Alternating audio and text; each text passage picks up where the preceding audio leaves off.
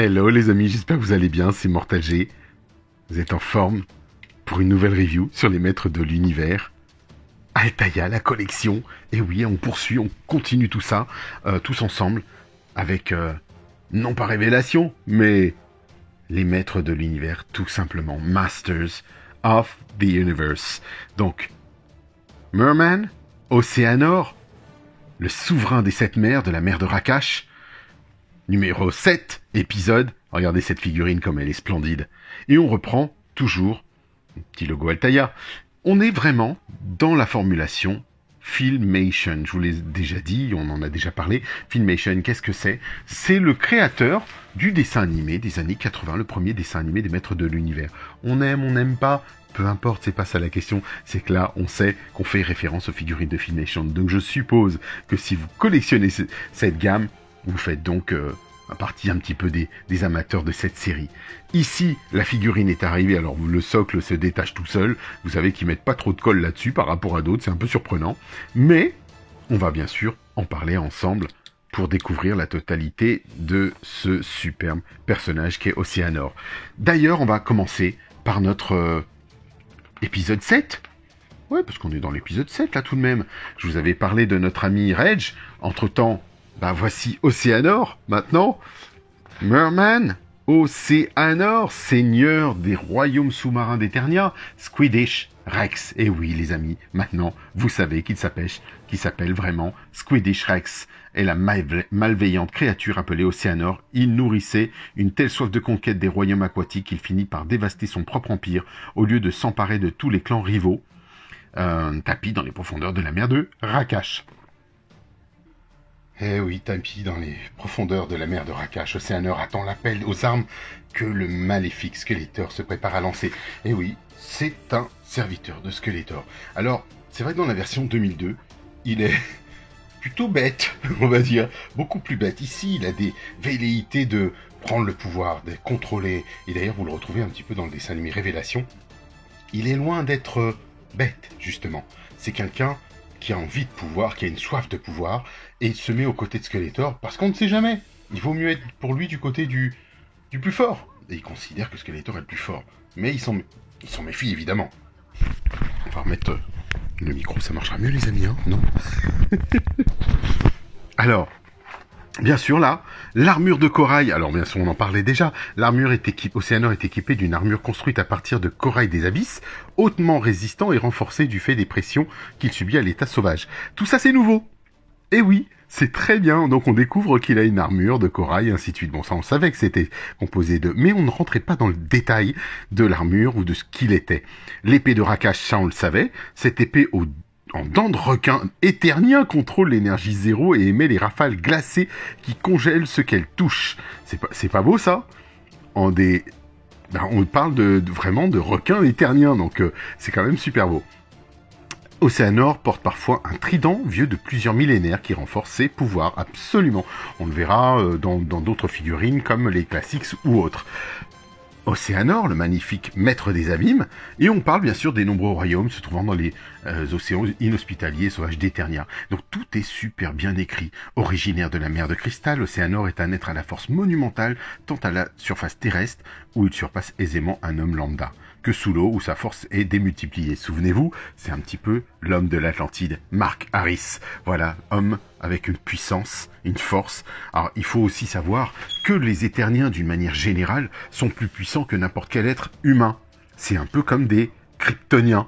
Donc, vous prenez un Kryptonien, il est plus fort, et puis après, voilà, il y a des technologies, le corps, la pression atmosphérique, on peut jouer sur beaucoup de choses. On parle bien sûr de toute son histoire, le démon de la mer de cristal, la révolte d'Aquarius, le démon, on va parler des hommes poissons, ceux qui lui vouent obéissance. Et pourquoi? Parce qu'on fera référence au dessin animé où Teela, vous vous souvenez, c'était on va dire le secret de Teela, de Tale of Teela en anglais, où elle voulait rencontrer l'oracle et connaître le secret de son passé, parce qu'elle ne le savait pas, et elle se fait attraper par Océanor et les hommes poissons. Tout ça est en référence, beau clin d'œil, beaucoup de choses super sympas. Donc on parle de Skeletor, on parle du lien qu'ils ont ensemble. Regardez les dessins d'Alfredo Alcala, quand on voit cette armure de corail, regardez avec les dents pointues, elle n'est pas plate ici. avec cette ceinture. On parle de la princesse Nami d'Aquatica. Les Aquaticains, vous vous souvenez, enfermés dans une capsule par le perfide Océanor. Les pacifistes aquaticains, encore une fois, ce qu'on retrouve même dans Révélation. Et le fameux trident de Nauticus. Regardez ce trident qu'il avait dans la version 2002 des Maîtres de l'Univers, du dessin animé, et qu'on retrouve un petit peu partout, qui a été par la suite décliné. Mais c'est génial parce que vraiment, on replonge ce personnage qui est vraiment une présence tellement... il est omniprésent globalement dans tous les Maîtres de l'Univers. Océanor et le monstre, ce sont les deux sbires principaux de la série, on va le dire. Cette épée, il faut savoir qu'en 2002, elle était à sa ceinture, c'était ni plus ni moins que cette boucle de ceinture que vous voyez. Il la prenait et elle se développait complètement pour devenir l'épée de Rakash. Donc c'était une sorte, pareil, de nanotechnologie qui se déployait, juste fabuleux. Vraiment génial, j'adorais ce petit clin d'œil qu'il avait. Et ici on retrouve notre Océanor, version Alfredo Alcala, quand il était le pied posé sur le torse de Musclor qui était tombé de son vaisseau. Les amis, on a un poster de Earl Norem. Eh oui, Earl Norem, grand dessinateur aussi. Vraiment, c'est juste fabuleux de se dire que on a eu les plus grands qui ont dessiné sur les Maîtres de l'Univers. Et là, on est dans la mouture 2002 des Maîtres de l'Univers, avec Musclor et son Astéris, son épée électronique, le tigre de combat et sa nouvelle tenue. Donc vraiment, il y a un mélange, parce que vous le voyez ici, encore elle avait sa grande queue de cheval, il y a un mélange de tout, et c'est vraiment fabuleux. Earl Norem qui a bien sûr aussi dessiné pour Donjons et Dragons. Donc j'adorais tous ces dessins, c'est juste fabuleux. Les mers et les océans, on va parler des hémisphères sombres d'Eternia, les mers de l'hémisphère sombre d'Eternia, et les voici bien sûr la découpe. Il faut savoir que c'est extrait directement des cartes d'Eternia qui ont été fournies par Mattel lors des achats des figurines classiques, de la gamme classique, et on retrouve ici la même chose sur Filmation par exemple, ou là la créature d'Océanor que je rêve d'avoir un jour. Alors il faut savoir que on a même pas Camille Maillot, pardon. Oh, j'y arrive plus, ça y est, désolé. On a bien sûr une interprétation qui a été sculptée, on a des petites créations qui sont faites, mais jamais on a eu l'original, le gros, un peu comme, je dirais en référence à Big Jim, quand il tombait dans l'eau, et que on avait une créature, un grand poulpe géant qui venait l'attraper. Donc c'est le gros clin d'œil pour moi à Big Jim, et cette créature est juste magnifique, donc j'aimerais vraiment que Mattel nous la fasse dans la gamme Origins, et ce serait vraiment un rêve. Ici, on va avoir les décompositions, le repère d'Océanor. Vous voyez donc la grotte. Le repère d'Océanor est loin d'être un lieu accueillant. La mer de cristal, qu'on a déjà vue en 2002, dans Révélation, entre autres, et sur Filmation, où Tila se bat contre les bêtes ombres, en particulier, où, surtout, on retrouve l'oracle de la mer de cristal. Donc c'est vraiment superbe. C'est très bien construit, les fascicules toujours aussi beaux. La bibliothèque de Scrollos, bien sûr, et les monstres primitifs. Et on va commencer avec notre bestiaire des créatures. L'une des horribles créatures primitives sommeillant sous la mer de cristal. C'est beau, hein? C'est génial, je trouve. Regardez, on va parler de la perle aussi. La Crimson, la légendaire perle écarlate est connectée au démon Bakul. La Crimson, oh là là, c'est génial. L'un des monstres primitifs d'Eternia qui, justement, on offrait Tila en offrande à Bakul pour que Bakul exauce les vœux d'Océanor, si je puis dire. Par la suite, on va avoir ce dessin de Earl Norem, du Crabor. Le Crabor, vous le savez, je vous l'ai présenté, c'est un monstroïde de la catégorie des monstroïdes. Et là, on a un superbe dessin. Cette image, qu'est-ce qu'elle était belle. Vraiment, elle est vraiment très très belle. Elle l'est toujours, d'ailleurs. Et qu'est-ce qu'on est gâté. Voilà les amis, cette petite image va ponctuer ce deuxième magazine. Mais, avant toute chose, il faut que je vous parle des cadeaux qui nous ont été fournis par Altaïa. Alors, j'ai même pas assez de recul pour vous les montrer, tellement que c'est phénoménal.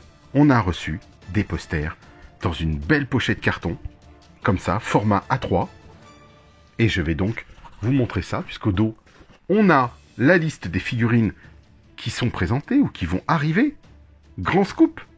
Attila, bien sûr, vous l'avez vu, Musclor, Démonia, qui arrive, Hordak, Moussor, regardez le roi Randor, il est là, il est bien là, notre roi Randor. Et on a Lézor qui apparaît. Au fond là-bas, Lézor, Dantos, Bélios, il arrive, je vais vous le présenter.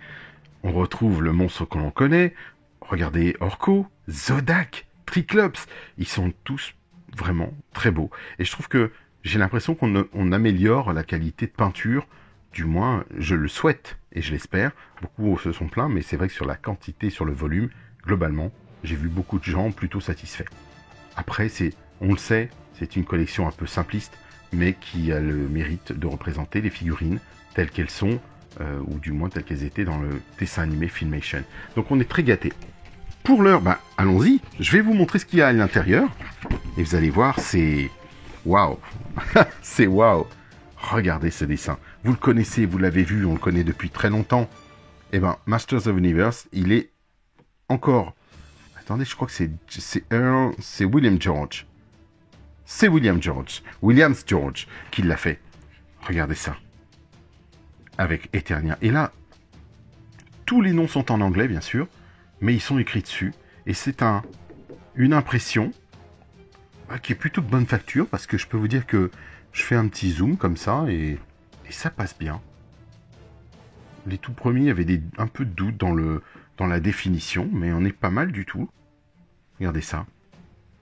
Rheoblast, donc Rafalor, Elephantor, les Steel Stalker, donc ce sont les échasses de combat, Moussor sur les échasses, Mossman, Beam Blaster, l'artillerie laser, que j'ai aussi, il y a Keternia que je n'ai pas là-dedans, et que je dise pas d'ânerie, je crois que j'ai la fusée Faucon.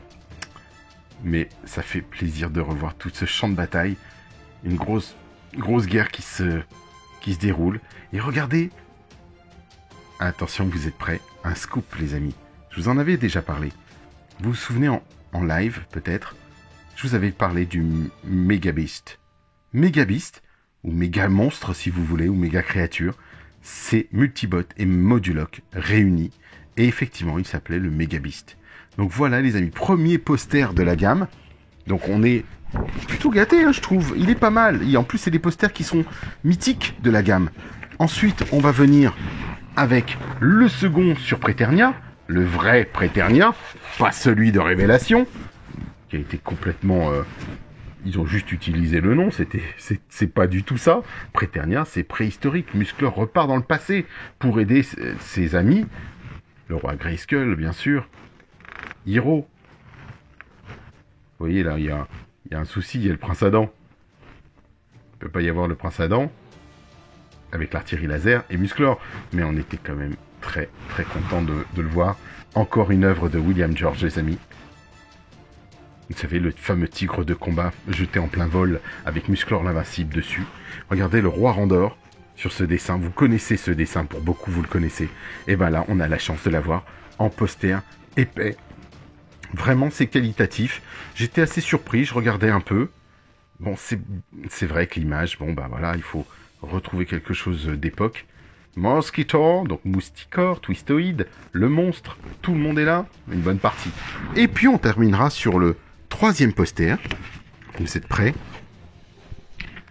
Regardez le fameux dessin du Krabor que je vous avais montré, qui est juste splendide. Earl Norem, bien sûr, dont je vous parlais, qui était un dessinateur phare de la gamme Donjons et Dragons de TSR. TSR qui produisait tous les guides du maître, le manuel du joueur. Et c'est juste fabuleux, fabuleux. J'ai hâte aussi, comme les dessins de Freddy Dermidjange, Freddy que je salue, qui est un des artistes que j'aime beaucoup, en plus de par sa personne en elle-même, et de savoir que, les amis, on a la chance aujourd'hui d'avoir des artistes qui reprennent un petit peu le flambeau, et qui nous permettent de faire vivre la gamme. Et Freddy, vous vous souvenez qu'on a fait les Musclor, mais on a fait aussi des Maîtres de l'Univers, enfin du moins les Musclor, pardon, Goldorak, excusez-moi, mais on a aussi fait les Maîtres de l'Univers ensemble, donc voilà, je voulais faire un petit coucou à Freddy les amis. Donc c'est parti, on continue avec notre... allez, on va enchaîner avec Océanor, que je vais devoir retirer parce que lui, il est déjà détaché, regardez. Franchement, Ils ont pas été très très doués sur ce coup-là, hein, quand même. Hein.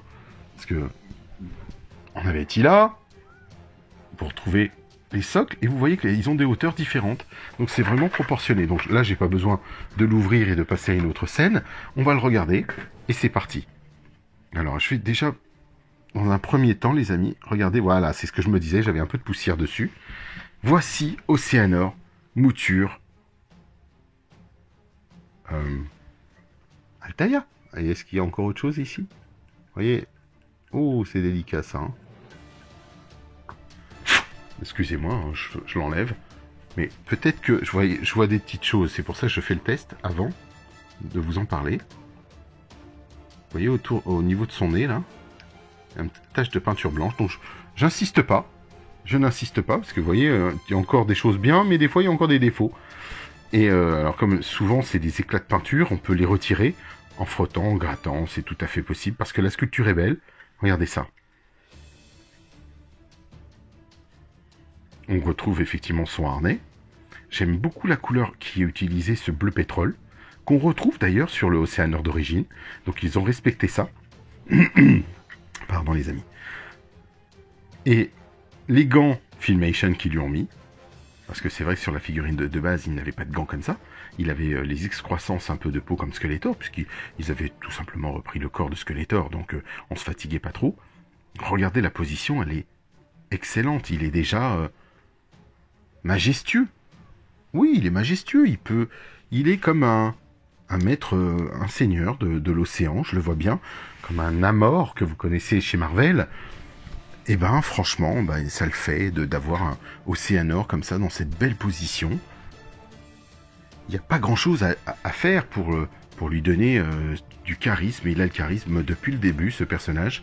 Regardez cette tête, ses ouïes, on va dire ses oreilles. On dirait c'est une forme d'hippocampe. Hein. Océanor, le roi des mers. Comme Namor ou Aquaman. Alors c'est vrai que, vous voyez, il y a encore un petit éclat ici. Donc si vous avez des peintures un peu similaires, vous faites des petits mélanges, vous pouvez récupérer ça. Moi, ça ne me perturbe pas. En plus, c'est de dos. Quand il sera exposé, il sera forcément de face. Je vais voir cette histoire de nez. Alors, on va le zoomer ensemble. Il est pas beau, hein? Vous voyez la petite peinture, là? Ça, c'est pas méchant. Ça part. Les dents, elles sont très bien peintes. Les yeux aussi. Donc ça va, il n'y a pas eu de bavure là-dessus. C'est plutôt pas mal. Bon, ça reste encore un peu grossier comme peinture. On n'est pas dans la peinture de très très pro.